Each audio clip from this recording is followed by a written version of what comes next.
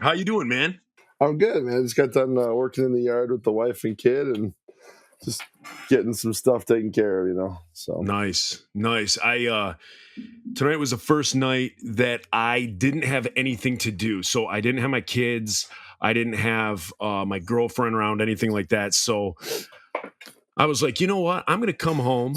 I'm going to eat something unhealthy, and I'm just going to play hours and hours of NBA 2K22.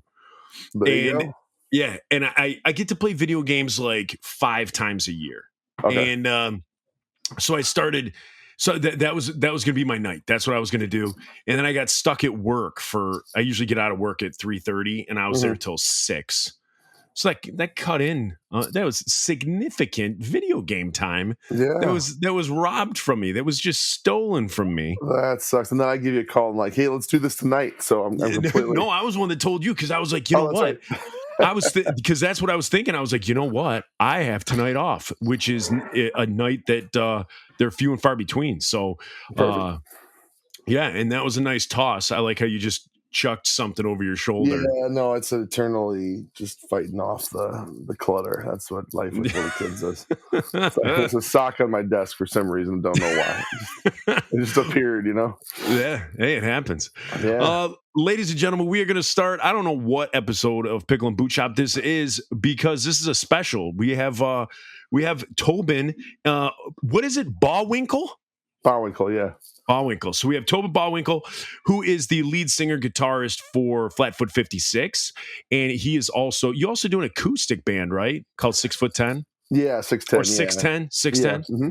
Mm-hmm. Which is pretty much three of the guys in Flatfoot, and then some extras, some other people as well. But it's a kind of an expanding band. It's like an accordion. It can be really small, or it can grow to this, 7-8 people. It depends on who's available. So nice.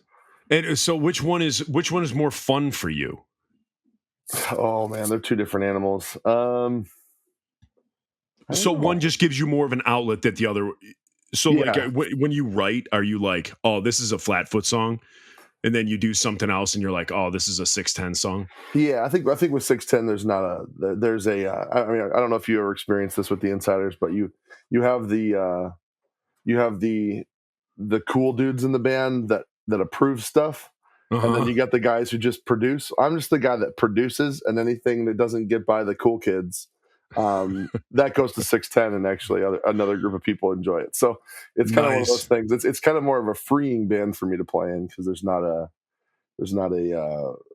punk rock ethos that I have to follow with 6'10" as much as more just whatever the heck I want to play. So, nice. That's real nice. Yeah. That was like the Insiders' last 2 albums, like everything we did up to like Motor City Ska, Fight of My Life, obviously the Scallelujahs.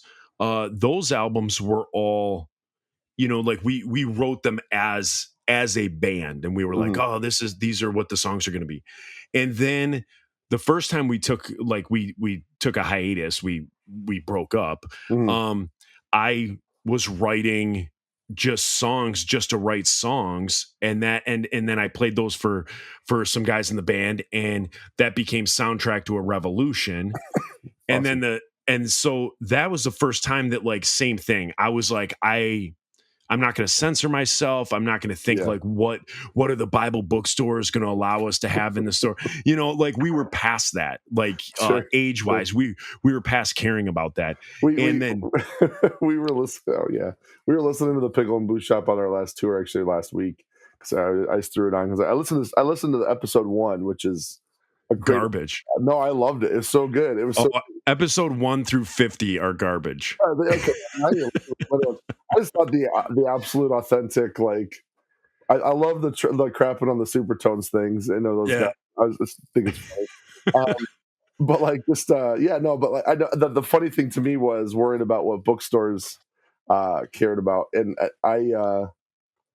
we had a little bit of that at the beginning of our career, but it was all dying out by the time we were coming around when everybody was quitting. So we were like, you know what, this is I don't even feel good being in these environments. So we're gonna go play bars. Yeah. So it's kind of actually, there was a documentary, an interview with you and the Insiders that actually, at the time, it was kind of I don't know what it was, if it was GTV or something, was doing an interview with you about, you had done a tour of only clubs and bars with the Skeletones. Yes. And Yeah. that was a super important thing for me, because at the time there was this whole Christian music. You played all the festivals, you played youth groups, you didn't really go out. And seeing you guys do that and watching that interview was kind of like that's what I want to do. I don't want to be playing Yeah. this stuff. Because I watched all my friends kind of like grow up on Christian music, and then when they got to college, they just ran for the hills. And I'm like, there's no future in this. Like, you know what I mean? It's kind Yeah, of exactly. you know, and honestly, like, I feel more uncomfortable in clubs anyway. So Yeah. like, No, let's go. You know what I mean? So we kind of we shot our Christian music our career in the foot, and said, you know, we're gonna go where we want to be and where we belong. We feel like, and that's the thing. I don't think you shot yourself in the foot. I mean, I think yeah. from Well, my it was a massive position, pay cut at the time, but no, I big time. understand that. I understand that. But from like our end, like, all honesty, cards on the table, you're pumping my tires, I'll pump yours. The You guys were, coming up. You guys were the new up and comers when we were the dinosaurs on the way out. The Scott wave had crashed. It went from 1,500 kids at a show to 40, and we couldn't even get our family and friends to come see us if we played locally. Like it was done. And that was the thing with you guys, is seeing you guys. I mean, we first met you at what, the Cup of Joy in Chicago. Like your parents like drove you and your brother and like all your buddies. So like I remember you, like, shoot, I remember you, and you were 6 foot tall. Yeah. When you were like 8 years old. I just popped my head out of the womb when you met me. At 6 foot. I came out at 6 foot, Yeah. I was like, who's this 22-year-old? And they're like, oh, he's 7. He likes your music. And so it's a lot of hair for 7, Yeah. So for those of you that don't know, Tobin is 6'10", and he's one of the few people in my life that have ever made me feel small. And he's not like 6'10" beanpole. He's not like, some NBA center or something like that. You're like in proportion. Your whole body is in proportion. You're a big dude. So he makes me feel small. Yeah. Yeah. And that may have been a come on. That may have been a come on. So you're good, man. I'm confident in my masculinity. I'll slide in my Grinder account into your DMs. But anyway, that was the thing with you guys, is when we started leaving, that's the thing that I saw with you, is that you guys were playing clubs, that you guys were doing things. And then obviously over the last, 20 years, 10, 15 years, that is what I see, is you guys are playing with the Rum Jacks. You guys are playing with, who are some of the other bands? They're escaping me. But you've done some like great tours with mainstream, like mainstream bands, and Real Big Fish and Flogging Molly. Yeah. All those big bands. All those bands. Flogging Molly. That was one I couldn't think of. I was thinking when I was thinking Flogging Molly, I was thinking Pogues. I'm like, I know you haven't. Oh man, that's a dream, but I don't know if it's going to happen. That we're a little too. The Pogues are kind of like the granddaddies of our scene in general. They exactly. own it all. They're the reason we all play. So, and I think any Celtic punk band that tells you otherwise doesn't know their history at all. Yeah, so. But I've never heard one say it. So. We can go down that a little bit later with Shane McGowan, sure. but that's the thing, is that you guys kind of did it your way. And so when we were leaving, I was kind of like, yes, these guys got it, and they're doing it the right way. From what I saw, because we got stuck. If you said that you listened to the Pickle and Boot Shop, but I think you've only listened to episode 1. As you listen, 5, yeah.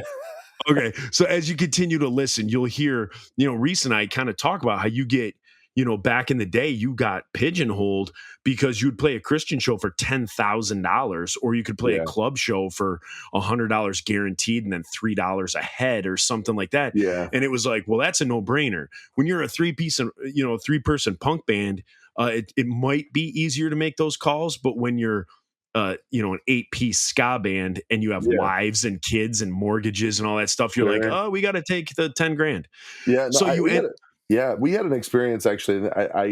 I look back at this experience and cringe because like we had gotten signed to Flickr in 2005 or 2006, and Flickr was a Christian independent label at the time. They're like, we're trying to do.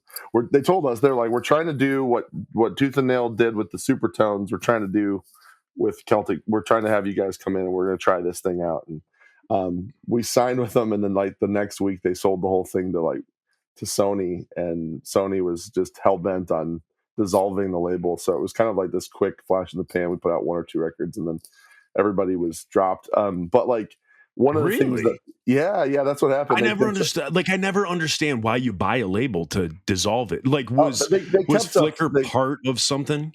Yeah, well, Flickr was an independent solely, and then they brought him in as kind of like a rock part of Provident music group. And then, and then within a year, they had dropped everybody except for Fireflight, I think it was, and Pillar was on their way out. And how'd that pay off?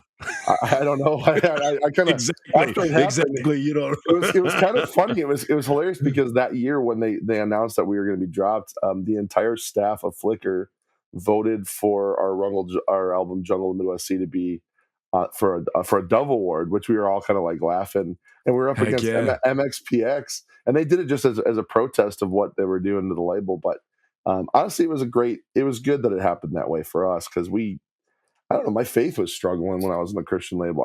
I was like, what is this? This is just not.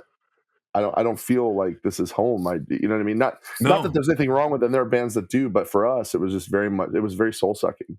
It was for us too. Like it was, you know, back in the day, you know, people nowadays, they don't realize that you can just do all this stuff kind of on your own. Yeah. But back in the day, you had to be on a label, and the wolf in sheep's clothing was the wolves in sheep's clothing was that you were signing to a Christian label. So you went into it thinking like, as you grew up, well, my youth pastor's a Christian and this guy's a Christian and this nice person's a Christian. So everyone's going to be just like that. It's going to be like when we played for our youth pastor, you know, for our youth group, and he was real cool with us. And then you get in and it's like, no, it's like idiots that are, you know, kind of say that they're Christian or I don't know what they're. It's big companies making a profit off a small. Yeah, that's exactly it.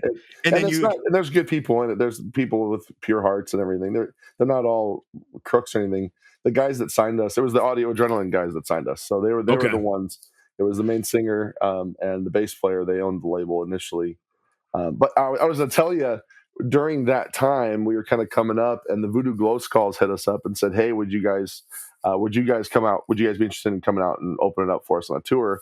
What would you guys need to do that?" Well, we didn't really know at the time because we were doing these shows. It was normal to get $1,000 a show at that stage, which is really a lot for a band of our size.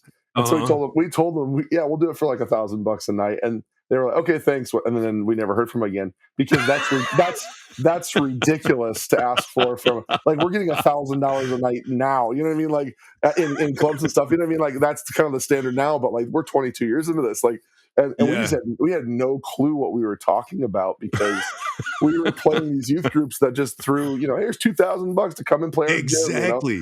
Exactly. It was kind of this thing, but we didn't, you know, so we basically stopped doing that. We changed our booker and started all over. So that's why it was kind of a long journey. And then we, you know, the punk scene kind of looked at us sideways a little bit. It was like, you know, who are these guys, you know? And we were just like, well, listen, we grew up in the scene here in Chicago too. Like, it's not like we're new to it and we're going to come and reach you guys. We've been going to see the UK Subs and Agnostic Front, all these bands for years. This is our world too. We're just, you know, I worked in Family Christian Bookstore. I saw the poster of, if you like this band, this is who the equivalent is. And it was never right. You know, it was always awful, you know. Right. If you like Metallica, here's Reliant K. And I was like, what? Right. The only one that it was ever correct with were the ska bands. And like kind of, it would be like, if you like the Mighty Mighty Boss Tones, you'll like the Insiders. Yeah. If you like Real Big Fish, you'll like, you know, the Supertones. Yeah. And it was like, it was close enough, but then you'd look at other ones and it was like, oh yeah, if you love Britney Spears, you'll love Goaty Hook. And you're like, wait, what? That doesn't make any sense. Don't make no sense. But back to the record label, that was the thing, was that like I expected my guard was up whenever we dealt with mainstream, like non-Christian shows. Like your guard is up because you're like, especially when I was 18 years old, my guard was up like, oh, these people, they're not Christians, so everyone's out to rip you off. Well, then what you Yeah. realized was those were the people that were kind of running like a legit business, and it went by word of mouth, and it kind of went by, hey, if you get a bad reputation, no one's going to play your club and things. Yeah. Whereas like in the Christian scene, our guards were down, and it's like, hey guys, sign this contract, and you're like, Yeah. okay, they're not going to screw us, And then all of a sudden, we put out Motor City Ska, and then the bottom fell out. Like we put out Motor City Ska, and then our record label went bankrupt, and Right. and so then we're like, okay, well, if you guys went bankrupt, like we're free to sign with whoever, right? And they're like, no, we still own you. It's like, wait, but you're not a label anymore. Oh, that's Well, and then they'd be like, well, we're trying to get the money together to open it back up, and we're not going to lose you. And it's like, so if it takes you 12 years to get the money back, like, come on, man. So it was like that, and it's well documented on this podcast over the years that it was like label after label after label that was just, it was just nonsense. And it wasn't until like Tim Tabor. Yeah, like even but the Christian label actually got us onto most of the bar jukeboxes, which is something I've been trying to like get from the independent labels we've worked with since. But we had an independent label. I won't even say who it was, but there's a festival in Las Vegas called Punk Rock Bowling, and they had a band that was on their label play Punk Rock Bowling. And one of the guys in one of the bands goes up to his hotel room drunk, turns on the shower, passes out on the bed, and floods 3 stories of hotel rooms underneath him. And the label had to pay for it. So they ordered our album. We got all the vinyl from Pirates Press, who prints all of our stuff. And then they stiffed Pirates Press on our behalf because they didn't have any more money, because they were paying for this idiot who didn't know how to turn a shower off, and he literally destroyed this hotel, three floors Holy of it. Smoke! And he didn't even wake up. He just he's out of it. And then we were on Warped Tour that summer. They didn't report any of our sound scans the entire summer. So we were we had a great first week for Blackthorn, and then nothing. It just tanked because there was no reporting at all because they didn't do it. And we're just like, we mailed these in. That was back when you had to fax it in every day, And trying to get a fax machine on Warped Tour is annoying as all get out. So like, it's a lot of work to do it, and you're trying, and they didn't report anything. It was just like, oh, that's brutal. It hurt our career a lot, but it's just whatever.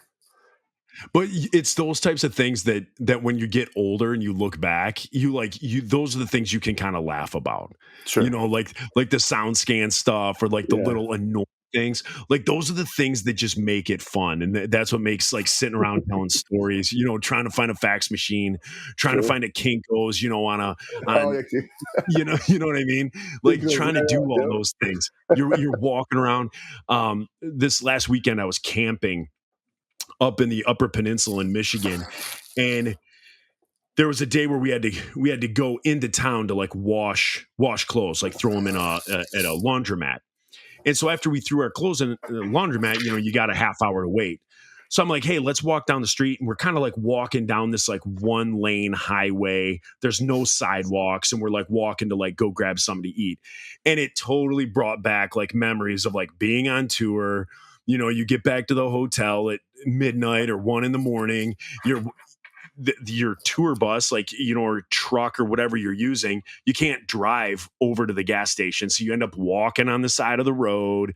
It like totally all like those memories all flooded back, like those crummy at the time where I was like, this is garbage, man. We just played for 3,000 people and I'm walking on the side of I-90, to go get a Slurpee or something like that. And now it's like, I'm 45 years old and I was like, man, that was awesome. That was the worst thing in my life. Yeah, no, like it's true. The biggest stressor was walking on a 1-lane highway with no sidewalk to go get a Slurpee. And now I'm like, I wish I could go back to those days. Sure, man. Sure. Holy cow. Well, let me pull up my thing here so I can stay on track here with you, because I have some stuff I want to ask you. So I put here how we met. So I had already brought it up that we met at the Cup of Joy in Chicago. I put it was a hub for it was a great hub for like that 90s like Chicago Christian scene. I remember it was Ed and Dan, and didn't they do like Edan Oh, is Productions? that the first time I met you guys? I know. So the first time we really connected with you guys was a big show in Berwyn, Illinois. Actually, it was us, you guys, and Dogwood, and you guys invited us to go and play Nate's church in Rockford the next day, and that was like a huge thing for us because we were like, Oh, seriously? yeah. Ed and Dan used to throw all the shows I'd go. Like as a kid, you gotta understand, man, Joe. Like, here's the thing, man. The reason the Pickle and Boot Shop is awesome is because my sister smuggled not Motor City Ska, but your first EP tape, that one, and Ugh, then Upbeats and sorry. Beatdowns with Five Iron to me. And my parents were total like, if it's not, it's Michael W. Smith is the hardest you get kind of thing. You know what I Yeah, mean? he's gritty. So yeah, he's gritty. He got divorced. Yeah. He's super edgy. He sang to a girl that wasn't his wife in his Face in This World video. He's borderline Satan. Like, and it Yeah. was just Yeah, like for this. sure. Yeah, he went through so much crap. But anyway, like that was kind of the edge. So like when my sister, who was kind of the pusher of all things good in my life when it came to music, she brought this record, and we were from Rockford, like that's where we had moved initially. So I know Nate, that's where Nate. I Oh, think you Nate. were? You were from Yeah, Rockford? yeah. My dad was a I didn't know that. minister. Yeah, we were at First Assembly in Rockford, and my dad got called to the ministry, and we moved to the south side of Chicago to this church with 8 people in it. And one of the best things that ever happened to me was moving to this tiny little church on the south side. But Now, how close were you to Fireside Bowl? Fireside Bowl's the other side of town. It's the north side. Oh, okay. Yeah. Yeah. Wait, It's wait. The Fireside's the north side? yeah. I always That's all thought north the side. Fireside was on the south side. No. 294 in Oh. Chicago is the break point. Yeah. Anything? Or not? Sorry, 290. My bad.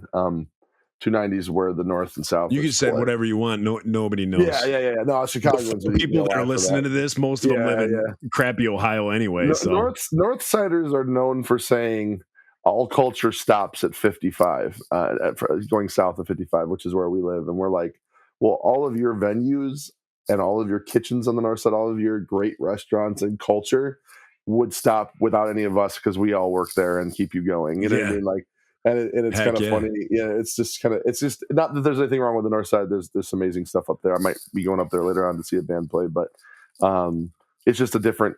The lifers live on the south side. The north side has a lot more transients that come in and then move away as they get wealthier. And there's a lot of people up there that stay for life too. And it's just two different worlds sometimes. So yeah. And so where was the Cup of so we met in Rockford. I don't remember that. My first memories of you guys are kind of, I don't know. I always think of the Cup of Joy, and I always think of like you and your brother, and then like your dad would bring you. Mm-hmm. And it was just kind of like, I remember the 3 of you, and then maybe a couple, like you would bring your friends. I don't know if it was like an early incarnation of Flatfoot, but we only had one band, and I remember going and playing the coffee house in Rockford. That I think Nate was running it, right? Your drummer. Yeah. That we'd go play there, and I think that's the earliest point we would have had an interaction with you guys. Other than, I mean, I would go see the big Edan shows all the time. So I might be getting this mixed up. So was Nate's place called the Cup of Joy? Yeah. That's why you said Chicago, and I'm like, no, that wasn't Chicago. That was in Rockford. That was Rockford. So what was the place in Chicago? Do you remember like Erica Carlson? Yeah. Do you remember? Oh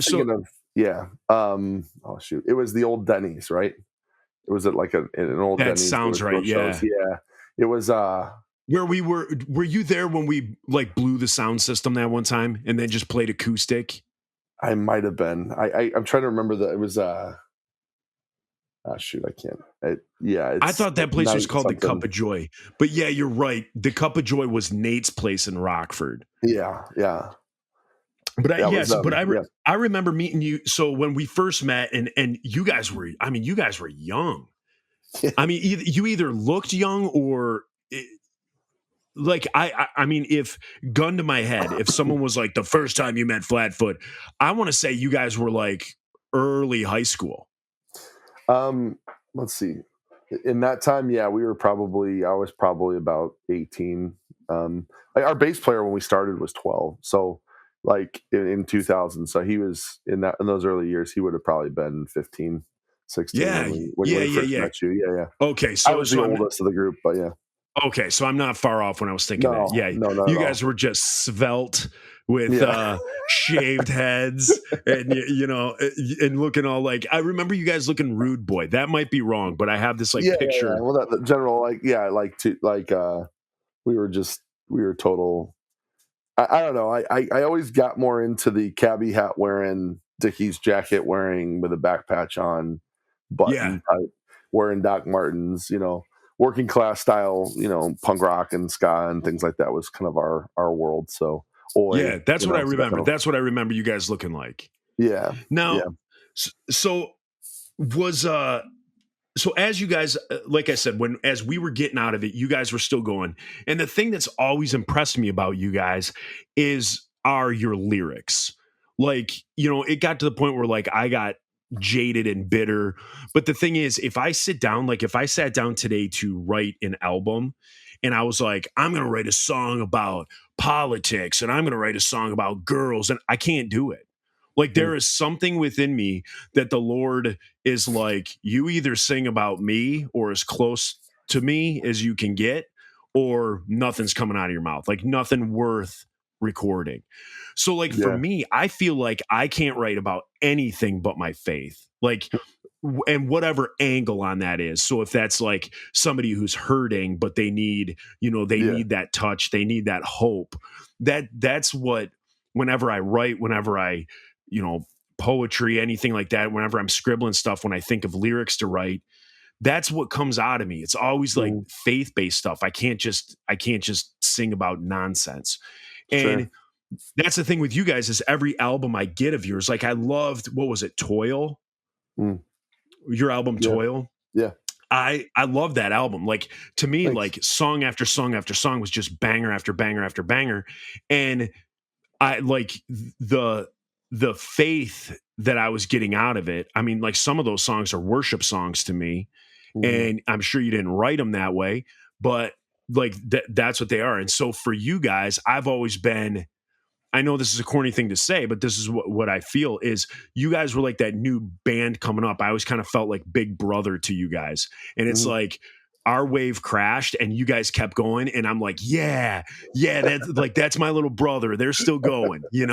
And I've always gotten behind you, supported you guys, always been proud of like everything. When I see you guys on, the tour, the bill for Warp Tour, or you guys are touring with somebody else, you just did your new split 7-inch with the mainstream band, things like that. I'm just like that. And I mean, you guys are a mainstream band, like Hmm. this whole Christian thing is no longer like, there's not Hmm. it, to my knowledge, there's not like a Christian scene. And I wouldn't say Yeah. like, oh, Flatfoot's a Christian band, like I wouldn't say that at all. um but so I get a lot out of your lyrics and I think like, yes, they've done it right. So I've always been proud of you guys with whatever you guys put out. I'm like, Thanks, man. heck yeah. Yeah, for sure. I it's love it's I it's it's love your pretty new one. it's pretty awesome to be able to like, um that means a lot, man. I mean, it means a lot. I like I said, my early days were ska only. Christian ska only was the first thing that got me into everything. So Motor City Ska, like the upbeats and beatdowns, Motor City Ska, that first Supertone Records where they played kazoos rather than horns. Um, Right. and or at least that's how it sounded. And I that think it was, was like synthesizer yeah, horns. yeah, yeah. I was like, did they just record kazoos? I'm gonna start a ska band and just play kazoos. I don't think anybody would notice. It was like one of those things.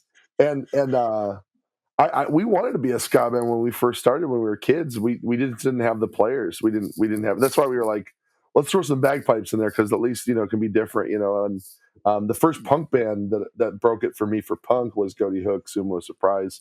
I'll remember I was skating at a PK camp and one kid was like, check this out, and he gave me that record, and I was just like, I think it was song number 2. Seasons Change was the song that just started it all for me. But I had seen them multiple times with you guys at EDAM Yeah. shows, and it never clicked. And then I was just like, I'm a dancer only. I'm the pit boss guy. My brothers and I would rule it, and we'd make sure everybody had a good time. Um, I even later on had kids come up to me and be at shows that we were playing and be like, dude, do you remember this show, at the Wonderland Ballroom in Elgin? And I was like, yeah. And he's like, you broke my nose at one of those ska shows. I was like, really? I'm so sorry, man. He's like, no, best breaking I've ever had. I'm so many love your band, man. It was just kind of funny, like, because my elbows are just, it's face level. And Yeah. Even but for anyway, me, and I'm 6'5". yeah. So, but that was my first experience. So to hear you say that, it means a lot. I think the thing with us and the lyrics part of it is, um, you never want to alienate anybody that's listening to you. And unfortunately, I think sometimes Christian music does that with how they approach it. But the message of Christ is the message to all of humanity. It's available for all people, and it's not an exclusive club. It's not available to only a certain group of people. It's available to everybody. Right. That being said, he is who he is, and he says who he is, and there is a definition to that. It's not loosey goosey, feet firmly planted in Jello. Um, he is who he is. So I think being able to be honest and authentic, and that's what I say to people all the time. They can take it or leave it, but the reality of it is like, if I'm not being real about who I am and what I believe, I'm not being punk rock at all. Right. So, and that's the root of it. So like, but at the same time, I also understand and know the world I'm in and understand, hey, this isn't gonna, I think authenticity is the key for it. It's just being authentic. And absolutely. What you found in the Christian scene was there was a lot of bands that were being inauthentic in that scene because that's where the money was for them. And not saying that was you guys or anything, but it was like we run into all these bands that were just like, I'm like, none of you guys really believe this stuff. This is an easier path to go because you can't get signed to a major or a regular label, Yeah, and correct. And so like, and that kind of was a total turn off because I'm like, well, you're lying to all these youth group kids, like, yeah, you guys absolutely. Not to be judgmental because I'm a sinner too, but it was just like, you're authentically being fake, and this is super lame. That's what drove me nuts is when you would, not you, but when I would go out with a band or you'd play a showcase, or you'd play this or you'd play that. And I remember we played with one band that was big. There was a lot of members in it. It was getting bigger and bigger. And it was like the year of this band. And they were everywhere. And then we played some show with them and come to find out that like the lead singer was, a man of faith. And like the rest of the band was like hired musicians. And they were just kind of like, yeah, we're in this for the paycheck. Like, we don't care what you sing about. Like, we're just in this for the paycheck. But because of who they were and how they were represented, it was like, ouch, that sucks. And then for us as the insiders, we were always all, friends that went to church together, and then we were all in a band together. And so then as we started playing less and less and less, and then it would just be one and dones, and then it was just summer festivals, then we're like hiring people. So we got like Royce Nunley from Suicide Machines and this other guy from another band, local Detroit band called Blueprint 76. We got their bass player, and his name was Dan. And so then it was like we were turning into those guys. And sure. I was, we're booking these summer festivals because Soundtrack to a Revolution had come out. And so it's like, all right, well, we got to play these festivals for, to promote the album. And it's like, then you show up and you're thinking, I'm just like band X, we're here for a paycheck. The mindset isn't, hey man, what if the sound system blows, we're playing acoustically. We're bringing that message of hope to everyone. That's not what it was in like 2012 or whatever the case may be. It was just like, man, this weekend, let's go to Pennsylvania. We'll fly in, we'll play Creation, we'll get that check, we'll fly out. It was like that. And it was like, this isn't what the Insiders is. It's not what it was. And there's days where I'm proud of Insiders and what we did. And then there's days, and I would say the days are fewer and far between now as of late, that wasn't proud, like wasn't happy with like the way it ended.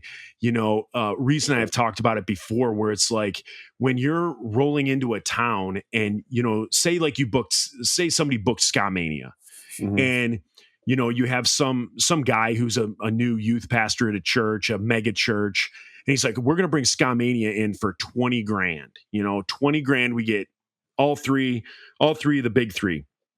We're going to bring him in, we're going to do this. And if all the churches in the area bring their youth group and we charge $25 a ticket, and they start doing the math and they're like, wow, we can pay the 20 grand and we can make 10 grand. Mhm. And then it's like not all the people show up, or they don't know how to promote it because they're a youth pastor. They're not a promoter. They're a youth pastor. So Yeah. they sent a couple of faxes out to churches. Well, now instead of having 3,000 kids show up for the show, they have 1,100, and it throws everything off. And I remember like there were times where like we played a show once where like a youth pastor had to sell his car Oh to no. pay.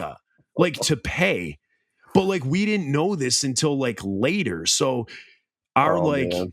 our booking companies like sending this guy stuff like, you owe us. The guy had to sell his car to like, Man. try and get rid of some of that debt. And if it's like, if we knew about it, we would have been like, dude, Yeah. like forget this. But Yeah. those are like the things that go on behind the scenes. And so there's That's days with brutal. yeah, that is brutal. So there's I mean, days where I think about, yeah, I yeah, can definitely. There's that part when you grow up where you're like, hey, I gotta pay my bills. This isn't as cute when I'm in my 30s. You know what I mean? Like, yes, exactly. there's that practical side of things, but I also think that there's that element of just being able to say, because like I've had guys who are in the band, like honestly in the later years here, like there was years where there was more ministry happening to the guys in my van with them and where they were at their journeys and the Yeah. process for it. And it was earlier on. I mean, in the 90s and then the early 2000s, it was like, here's the band rules. This is it. There's no biblical precedent for what a band is supposed to be. Like a church, elders are supposed to have lives like this. There's no main singers are supposed to live this way. It's like, it's a little different for music because it's just it's not, there's no biblical precedence for it. So like, I've had a lot of, I don't know if you know Brian Gray at all, from The Blamed. I don't. Yeah, he used to run a lot of the stages at Cornerstone. A good buddy of mine, and they were a tooth and nail band, and we've talked a lot about that, of like just the different focus. Like I said, we kind of started coming up, and we were excited when everybody started to like fade out and not play anymore, and so we hit the tail end of the Cornerstone era. We hit the tail end. I mean, we were with Cornerstone from 2004 till it ended in 2012, but. Yeah, and now it's non-existent. You have this massive falling off of tons of people from the faith in general. Bands basically saying, "I'm not down with this anymore." Yeah. And I think there's a few reasons for that. And honestly, I think Jesus is big enough to pursue us no matter where we're at and let us go through our process. Absolutely. You know what I mean? Yeah. But it's just kind of like at the same time, it is for us. It's been a blessing to not, like, our church was never a big church. It was always about 60 or 70 people. And we had these little old ladies that would get together on Friday for their prayer group and pray for Flatfoot as we'd go out and tour. And then they'd go out and chain smoke for 20 minutes. They come back in and pray more, And they were never going to go to a show, but we had accountability as a band when we came home with all these old ladies, these gangbangers that were notorious murderer, like these guys were legends in the gang scene in Chicago and they were like, nothing you guys could ever do is going to be as rough as what we've done in our lives. So we're 100% behind you, like, just like, we had ex-prostitutes and stuff in my church. So like, and then there was just this odd influx for a little while of like punk kids that started coming to our church. And so my dad, who used to be like, Michael W. Smith only for my sister, now is like helping us with our band. And he's got a church worship team that you look up on stage and the worship leader is wearing an Addicts t-shirt with the drummer wearing a Casualties t-shirt and the guitar player wearing a Germs t-shirt. And you're just like, where am I? Like, and they're worshiping Jesus, awesome. And it's just like super, it's super crazy. We had this Bible study that was a jacket crew, actually. It was called the Spades, and our whole thing was just to, like, as a guys' Bible study, we were going to go out in the scene. We were going to tear up the pit for bands and bring them care packages on the road, while they're on tour, because that's what we Yeah. did. And the girls had the Meerkats. They would get together for a Bible study at the same time. The girls, although that worked, but then the Meerkats would go out to shows and they would get in these fights with other groups. It was like, what are you guys doing? Like, the guys group was over here praying over each other. It's like, I fell morally today. Please pray for me. And the girls are out clawing each other's faces off. It's like, what is wrong? Whoa, like, these guys That's hilarious. Yeah, it was pretty funny. So now I'm going to switch it up a bit. Now, for sure. what made you guys what made you pick your style? So, like, is your family Irish in general? Like, was that growing up? Did you guys do like a lot of singing? Did you, was there a lot of music in your family and Irish background? And did that just flood into your music? Yeah, no. Yes and no. So my parents were really big into bluegrass. And that's what we kind of grew up in, which is actually, it's descended straight from Irish traditions of family playing in your living room. A lot of immigrants from Ireland and Scotland were the ones that started bluegrass in Americana in America. Okay, so there's definitely hear it in there. Yeah. If you go to Ireland, there's a massive love for American folk and country in Ireland for the sound of here, and it's because it's directly related and connected to it. So we play in our living room all the time.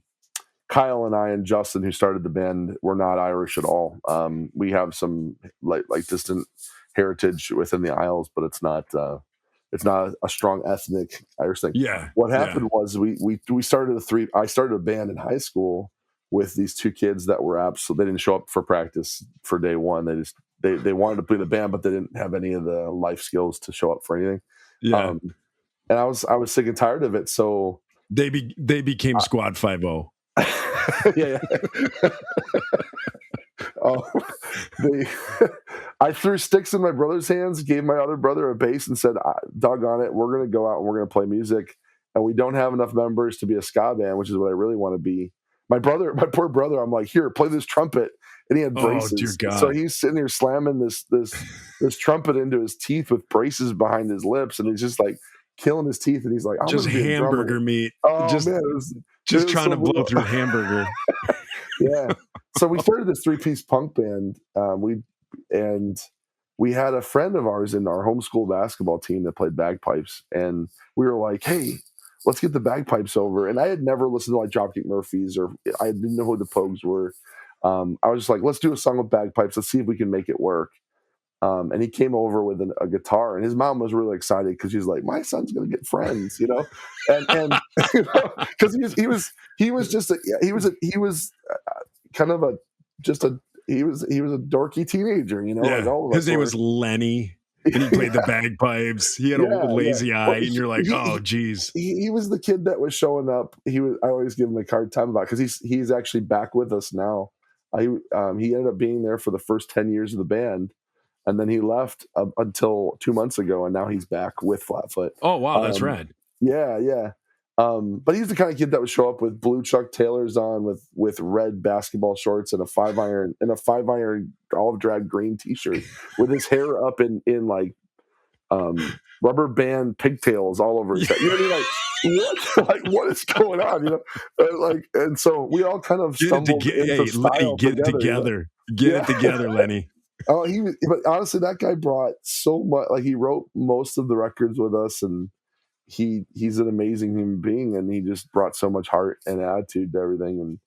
And but we were just an odd group of kids that just wanted to play music, and we kind of grew slowly into it. We slowly got better with every album. So who was the first person who was like, "Oh, you guys sound like this? Have you ever heard the Pogues? Have you ever heard Flogging Molly?" Like, when you heard them, did it like solidify like what you were doing? Like, holy crap. A little bit, yeah. So I went to college, my community college, and there was a guy named George Svek. George Svek was like, "Oh man, that's cool, man. You ever heard of Dropkick Murphys? Here's your record," and he gives me this record. And I remember going to a show with him. I went to go see.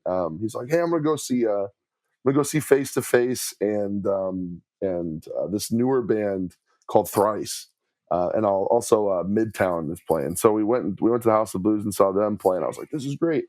And that was back when like Thrice was more of a punk band, and but yeah, I mean, I got that record, and then a guy in our church was just like, "Hey, have you ever listened to the Pogues?" And he gives us the love, Peace and Love album, and um, I was like, "Man, this is great stuff. This is amazing." And so it was kind of a slow learning of what the stuff was. I had heard of bands like the Electrics, the Christian Yeah. Celtic band, and then Ballet Dallas is another band that I had seen at Cornerstone as things kind of started to go.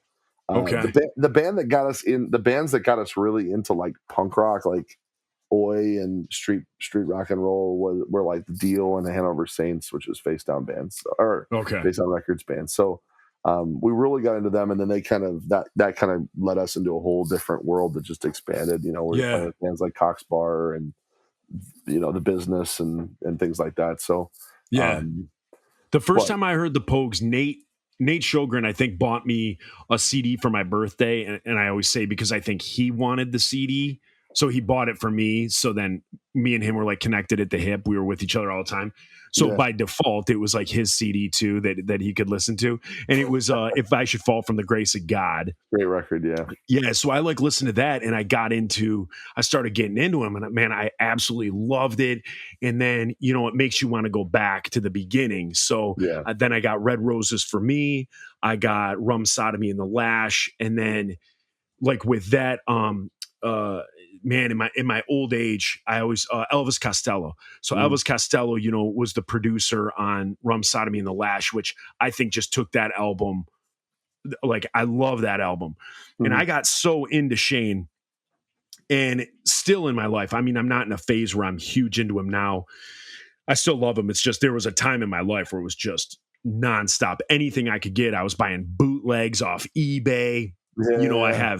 I had documentaries on him and all this stuff.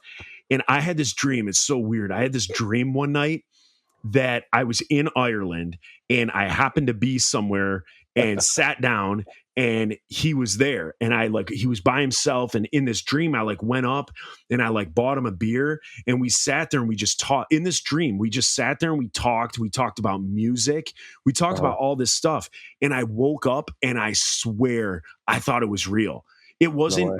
It wasn't like some crazy dream where you're all of a sudden something blows out of his head or, whatever. It was a dream where I've never had anything like it before. It was just very real, where I was sitting there just having a discussion with him. And the whole time I was thinking, someone's going to interrupt us. Like this moment is going to end soon.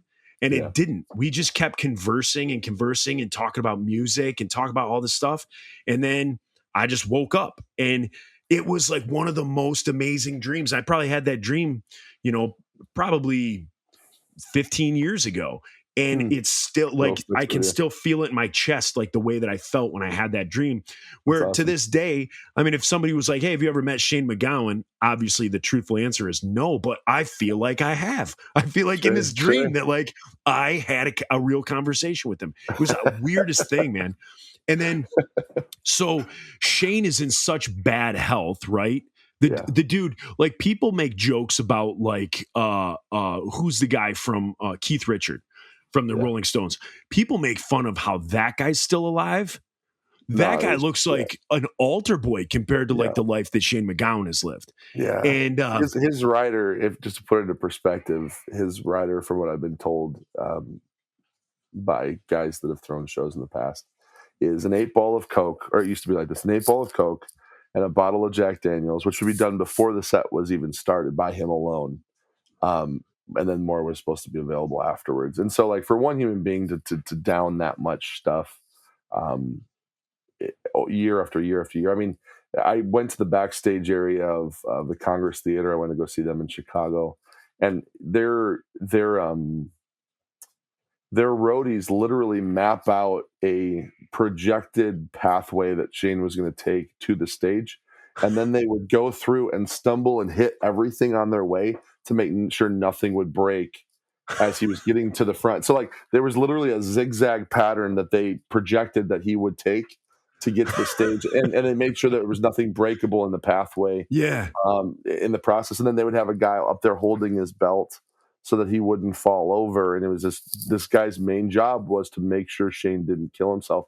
And then the second time I went and saw him, the show was an hour late because he was drinking at the House of Blues because that's where he thought the show was. And they had to go get him from across town to get him to where the show really was. And he's straightened up a lot. He's actually done a lot of life changes. He got some teeth surgery, and That's what I hear. He's gotten a lot better, which is really exciting because he's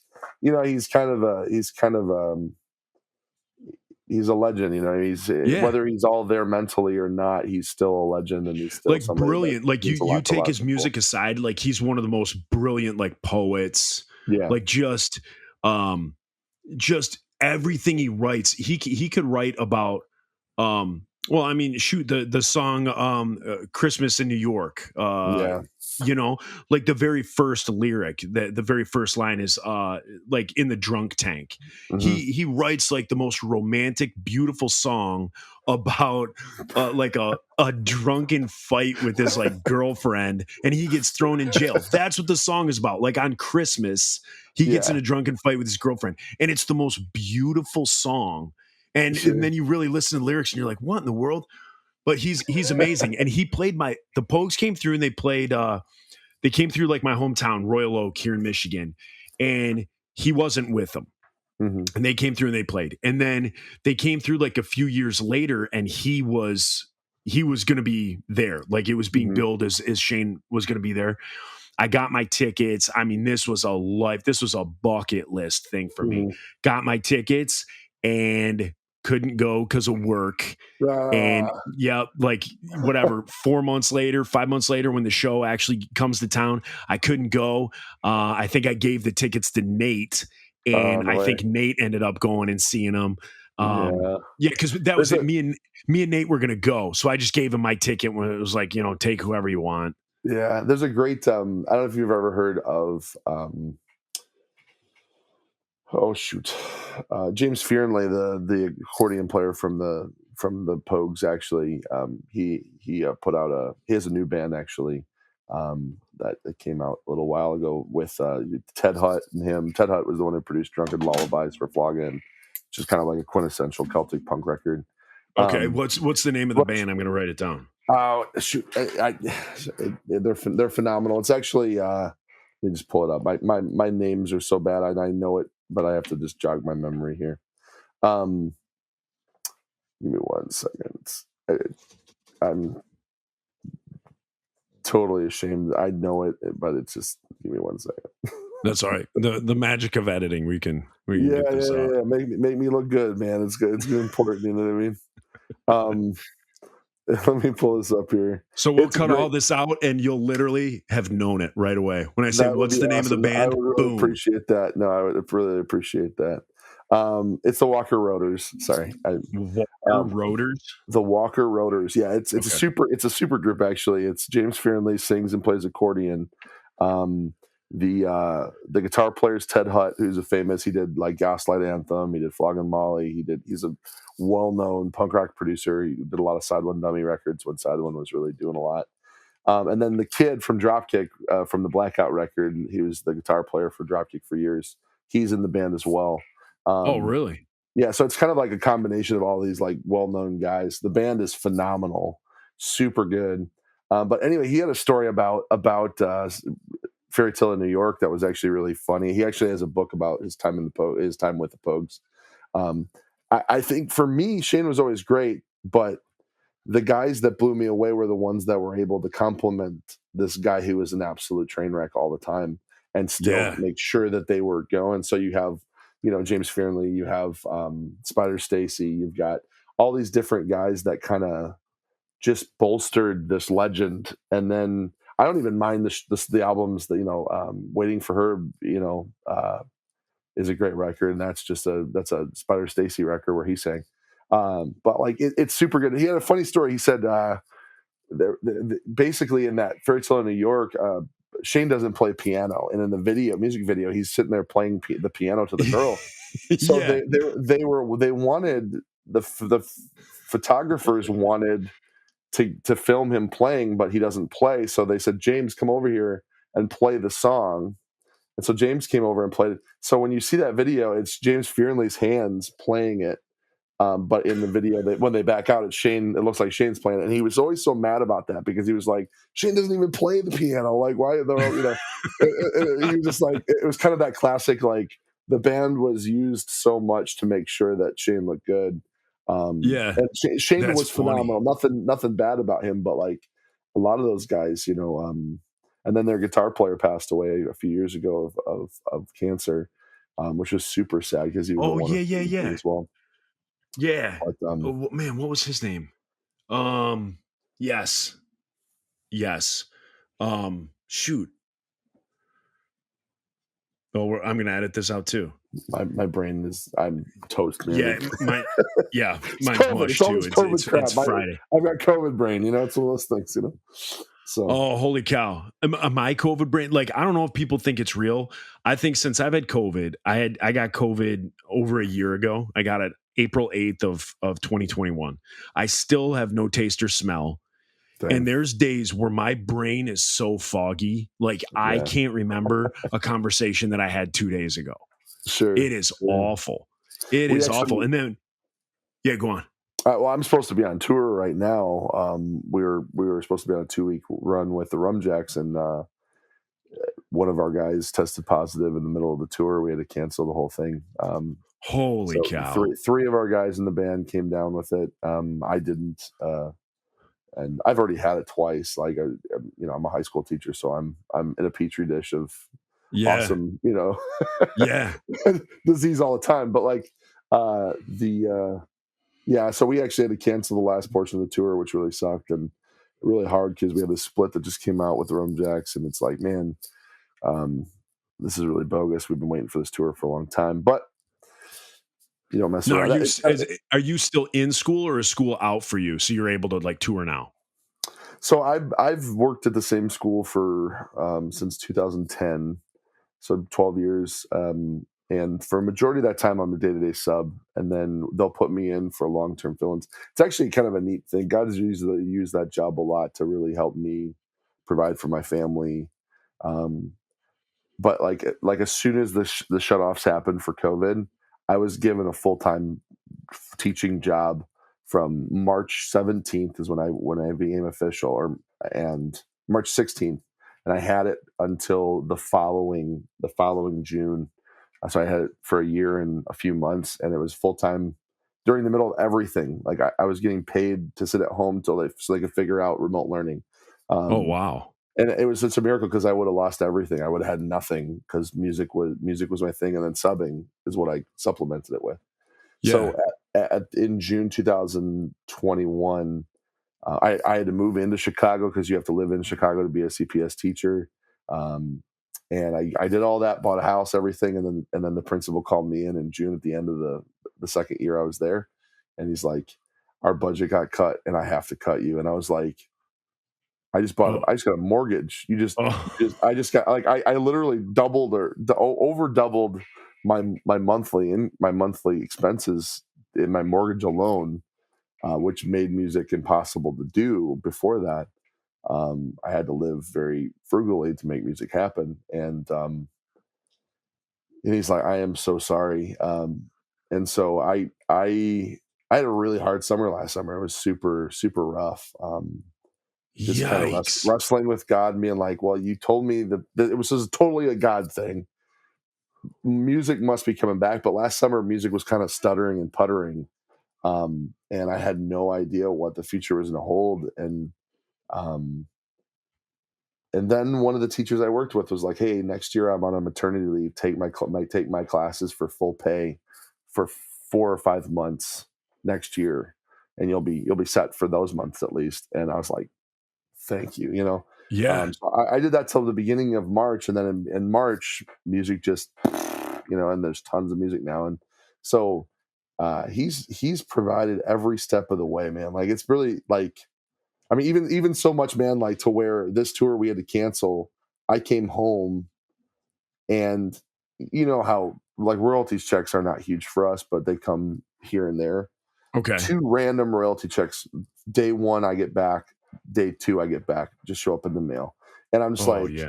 just helping out with all the expenses I got to cover, and it's just like, it wasn't a, hey, here's tons of blessing, you got everything paid for, but it's more along the lines of God being like, hey, I knew you needed him on these days, and I got your back, and Yeah. um, musicians struggle the most with self-doubt. Am I doing the right thing? Am I sabotaging my family's future for the right thing? Does this even matter? I should be getting a career to do something that's more financially lucrative. um, why am I doing this? Why am I, and um, then God just gives you those little. I've literally been in prayer lines at conferences to get prayed for because I don't know what I'm supposed to be doing.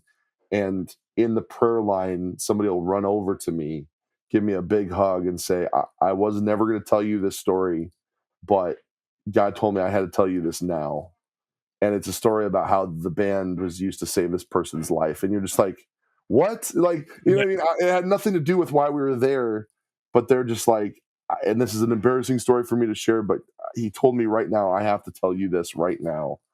I don't know why. And then it's just like, well, there's my answer. You know what I mean? Like, Yeah. it's like this, um, all right, Lord, I'll be faithful. I love doing this, but Yeah.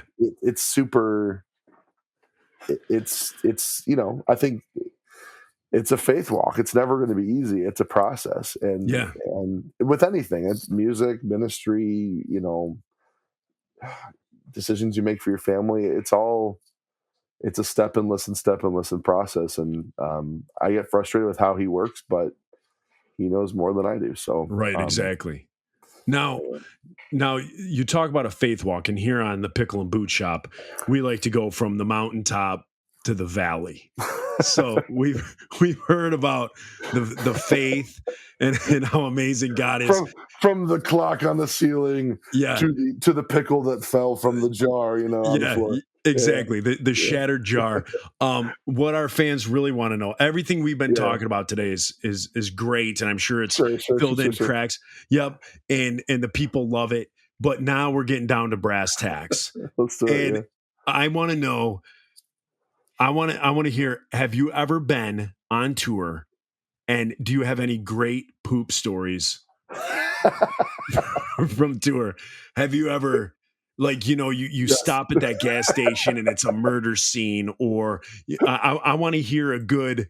I mean, I can't imagine I being have a, I six have a, foot I have a, ten. I have a good one for you. All And right, this is me. This is me. So I'm going to be real with you, man. And this is do it, do it. we're touring in Florida. We had just gone out to after a show. We went out with a group of people, and I just told this story last week actually. And early on in the band, like I always had this problem. Like you go you go out and you don't like your body isn't used to sitting down so much, and so your body doesn't. You get really like bound up, and you're just like you just don't go for a few days, and or at least that's how it was for me. And so I go and I think I had this big plate of nachos, or it was like this massive quesadilla or whatever. And then afterwards, It's we're always supposed to go. Mexican food. Yeah. It's always Mexican food. Mexican food at Applebee's, so it's Yes. not good Mexican food. It's the worst kind. It's like white people Mexican food, and so I get in there, and we're supposed to go and stay at this girl's apartment. She had offered for us to crash on her floor, and so we're following this car full of girls, and this is before all the cell phones. It's kind of like before we were still following our TomTom. Like that's Yeah. and we had printed out all of the MapQuest maps to get everywhere. Exactly. So there wasn't Exactly. a ton of communication availability. Um, so we're following this car crammed full of girls that are taking us back to their apartment to crash on their floor, and they live in this Florida gated community. And we're going over one of those massive bridges over waterway, so there's no side, right? Yes. And we're driving, and Armageddon begins in my stomach. Like I start to like completely. It's like I have to go now, Yeah. and this baby's coming, and it was like there's nowhere to go, and my brother who's driving is like, where do you want me to go? There's nowhere to go, like and I'm like, oh, I gotta do something. So I like, get me a box, give me something. And my brother's looking around, and he finds this breakfast bar box, this bar box that, like, you know, those little bars that you get for breakfast bars, Smart Start or whatever. And he's like, I'm like, clear it out. And so I jump in the back and I put it in that little step in the side of a 15-passenger van, right where the doorway opens, and I put it down there. And I drop my drawers. My brother jumps in the front. He's like, I get out of here.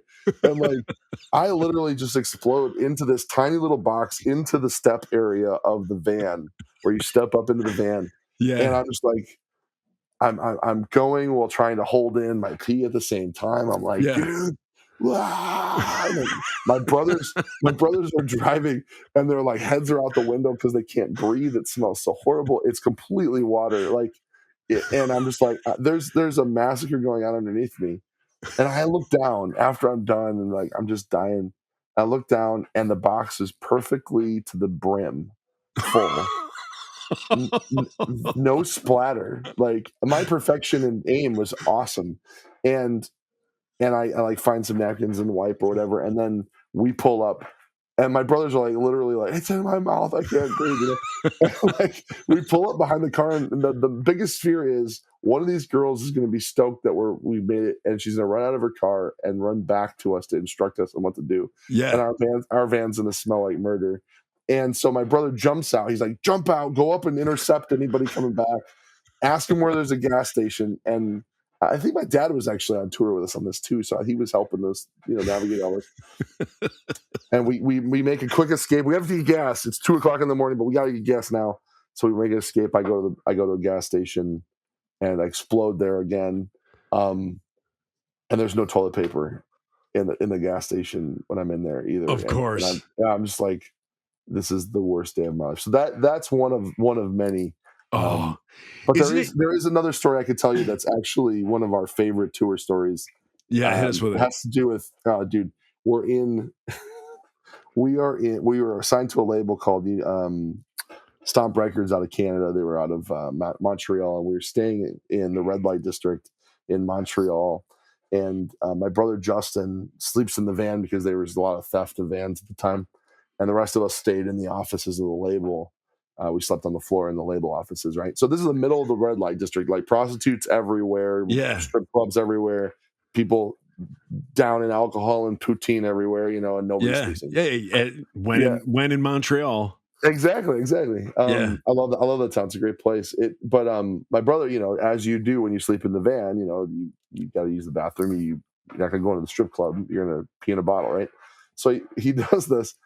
And the next morning, we're down in our van, and our merch guy, Joseph, is cleaning out the van from just all the trash, and he grabs the pee bottle. He knows what it is. And he takes it over and throws it in the garbage and starts walking back. Literally 2 seconds after he puts this in the garbage, a dude walks by, grabs one of the bottles, whips it out, whips the top of the bottle off, and just chugs my brother's urine, Holy. thinking it was lemonade, because it was a lemonade bottle. And this dude keeps walking, and he just starts hurling everywhere, like projectile vomiting all over the sidewalk. And I'm in a subway when all this has happened. In the subway getting a sandwich, I walk out, and there's like splatters everywhere. I'm like, what happened out here? And my guys are standing next to the van. He walks by them as he's hurling, and they cannot stop laughing. They are all dying, and like, they can't breathe. You know, they can't breathe.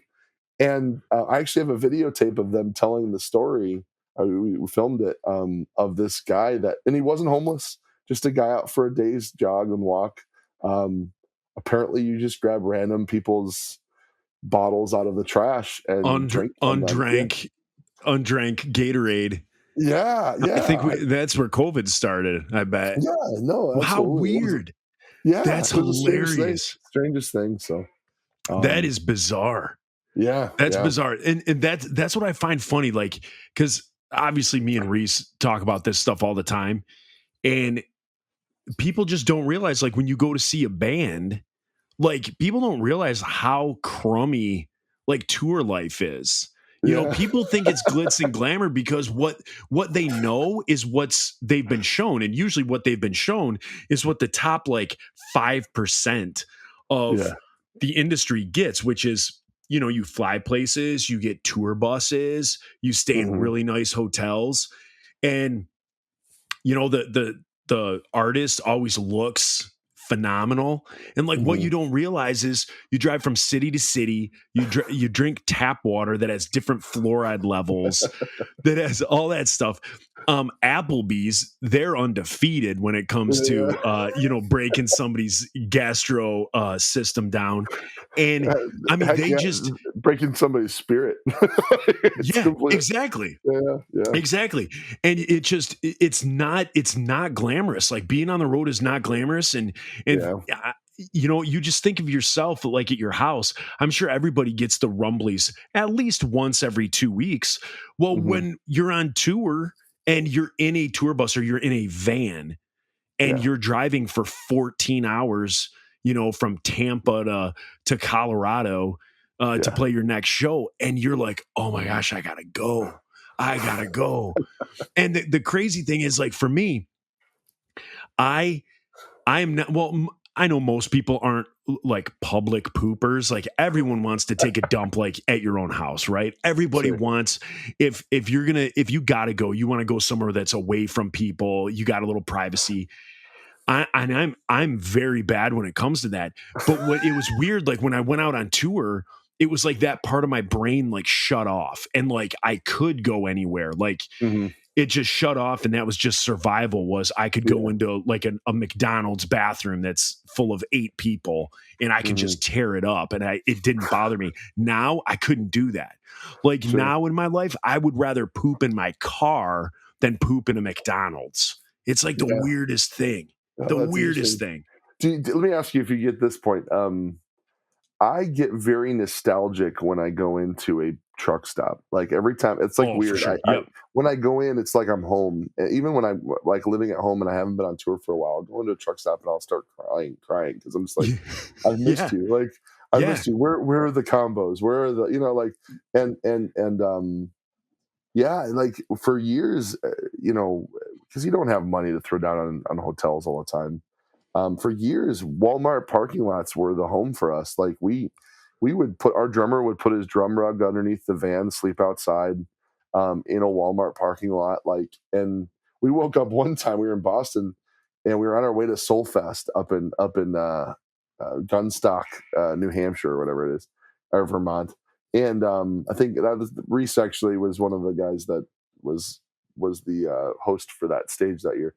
And we wake up and we find ourselves in the middle of an elementary school field day drop off point, and there's a bus full of like kids whose faces are plastered against the window, looking at us, and we're all laying in this van in our underwear because it's 90, 95 degrees. And my brother rolls up, and you hear the teacher in the bus like, "Kids, stop looking. They can't help it if they're homeless." And my brother rolls up. He's like, "Stay in school. Don't join a band." Like. And then the kids are like horrified that he woke up and it caught him, and they're driving away, and he gets up and he moons them all, which I'm like, and you're just like, what have we become? Like I'm completely, I'm not human anymore. I'm an No. animal. Yeah. No, it's bad. And I think yeah, people just don't realize it. And I love talking about it. Because I just love talking about that stuff that people feel uncomfortable talking about. And it's like, dude, it's no like it's normal, but Uh-huh. like obviously the act of is normal, but like what we Sure. have to go through on tour, what we have to go through, when you're driving all over, it is bizarre. It's Yeah. bizarre what's just acceptable. What's Well, acceptable to this just isn't this isn't a poop story, but I feel it's appropriate. It's actually one of my favorite stories of ours that it's a legendary story, and this is kind of a Celtic punk story. So, and you'll understand why in a second. We were playing a place called the Marquee Theater in um, Denver, and we're playing a show, and we're just going at it, and it's packed, sold out show. The crowd's going nuts. Denver's a wonderful punk town, and I'm starting playing. I'm just jamming out and going into it, and my band just starts instantly like they start sucking, like they get sloppy and crazy. And I'm like, I turn around, I'm like, what's wrong with you guys? Like the drums get off, and like everyone just starts sucking. And I'm like, I look around, and my drummer, my brother Justin, he's actually now a rocket engineer for Blue Origin. He works on the next moon landing, which is weird, holy but smoke. yeah, I was like, he did really well for himself. Um, Sounds it. I look over and his face is on his snare and his ears are purple. And I'm like, what's going on? And our mandolin player, Brandon, is like beet red, just hysterically laughing. And I'm like, what is going on? And I look out and our bagpiper is being crowd surfed back to the stage, and they're crowd surfing the back. What had happened was our bagpiper was feeling the groove of it all. And he ran out and he stage dove. Well, he's in a kilt and he doesn't wear anything underneath it. So Are you serious? he nut slaps this dude in the face with his balls, like just smacks him like directly in his face and then slides down as he's like the dude's face. And the guy, from the way the guys tell the story, they were like, you could see the look of horror as he's coming in and just gets completely nailed in the face by our bagpipers. Oh my gosh. Man things. And like this poor guy's like trying to wipe his face off, freaking out because he can't move, like he's stuck. And our piper just kind of gives a shrug, and then the show keeps going. But I was just like, yeah, it seems like a sorry just isn't enough. No. I think the guy got a free shirt at the end of the night. You know what I mean? But like, it was one of those things. Like nothing is appropriate after that. You know? Oh dear Lord! I was just like, what is happening here? Oh, I think that's a perfect place to end this. I've taken up too much. Just a nut slap. Have you ever heard the old? He should have said, "Hey, do you like dragons?" And then the guy's like, "Yeah." And he should have said, "Good, because I'm gonna be dragging my balls across your forehead later." So I've taken up an hour and 15 minutes of your time, Tobin. I want to thank you so much. Is that a regular pickup line on your grinder? Absolutely. That's my number one go-to. It's the same thing when you're in Baskin Robbins. You got to get the mint chocolate chip. Yep. When you're on Grinder, you just go to do you like dragons? Oh, yeah. I have no idea what you're talking about. Well, one day, son. One day. Yeah. One day. I hope not soon, but yeah. And then as soon as you learn about gooch broth and stuff like that, just keep listening to the Pickle and Boot Shop. I will learn things that I never dreamed. Exactly. By the end of it, you will never go into a hot tub again. Yeah. You will never eat deviled eggs. There's a lot of things you're not going to do. So anyway, buddy, I want to thank you so much for coming on. We got to get you on again. I never like to take more than like an hour of somebody's time, and then we can get back on and do more stories and whatnot. So kind of lay the foundation, and in the future have you back on and talk some more. Anytime, man. Anytime. Awesome. I appreciate you, buddy. Love you. Yeah. All right. See ya. See you, man. All right, perfect. I'm going to stop recording. We'll still be able to see each other. I think it'll pause for a sec, but actually, you know what? It won't. I'm going to pause it.